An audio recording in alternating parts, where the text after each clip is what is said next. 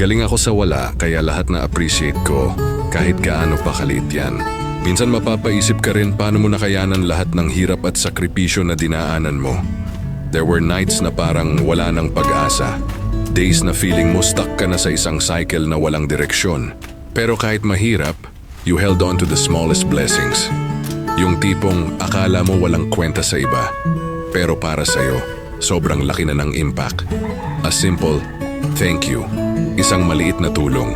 O yung mga simpleng bagay na napapansin mo na di napapansin ng iba. Kaya ngayon kahit gaano kaliit ang natatanggap ko, sobra pa rin ang pasasalamat ko.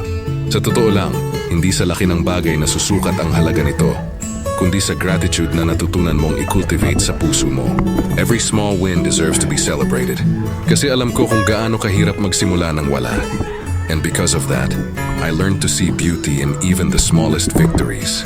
Kaya kung ikaw dumadaan din sa hirap ngayon, kapit ka lang.